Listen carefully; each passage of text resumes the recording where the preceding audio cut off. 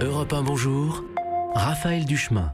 Fatia Iraki, déléguée UNSA Île-de-France chez Lidl, est avec nous ce matin. Bonjour. Bonjour. Merci d'être sur Europe 1. Vous êtes aussi responsable d'un des 1500 magasins que compte l'enseigne en France. Lidl, c'est 30 000 salariés aujourd'hui.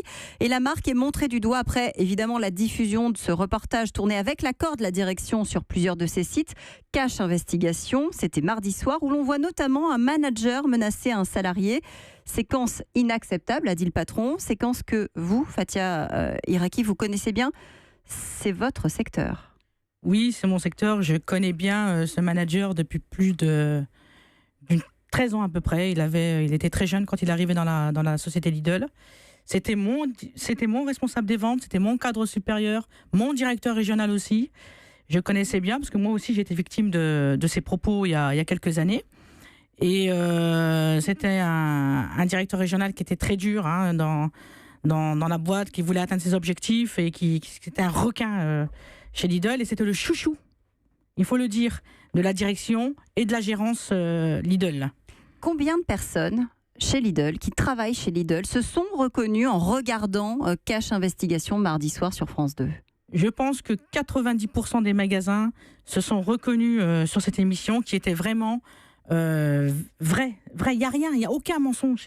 Rien n'a été rajouté. Et encore, on pouvait en dire plus. C'est-à-dire plus, parce qu'il y a encore dans des magasins, ça souffre encore plus, parce qu'on s'était axé beaucoup dans les entrepôts.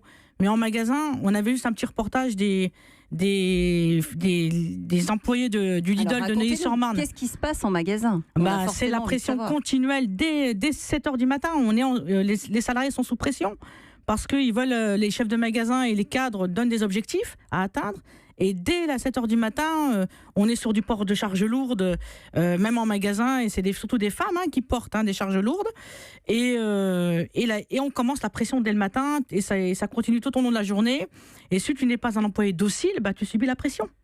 Fatia Iraki, vous recevez des lettres tous les jours de salariés à bout ? Des lettres, des témoignages, des appels.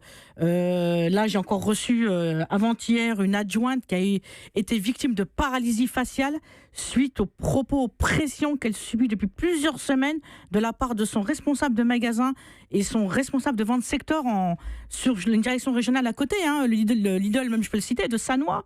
Et elle a voulu faire appeler les pompiers, on l'a empêché, et derrière elle a eu une paralysie suite à ça, et ça c'est continuellement. On a des retours même depuis l'émission.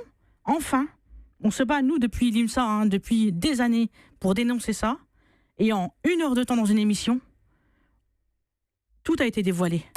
La direction a réagi. Elle affirme que ce n'est pas le reflet de la réalité, que des efforts ont été faits en matière de formation des managers depuis 2015 notamment, que l'enseigne, qui n'est plus du hard discount, essaye aussi de monter en gamme et qu'une partie des salariés n'a pas forcément compris le message. Est-ce que c'est quelque chose que vous entendez, ça ? Bien sûr. On nous a vendu du rêve. À tous les responsables de magasins, mes collègues, où j'ai une grande pensée pour eux, on nous a vendu du rêve.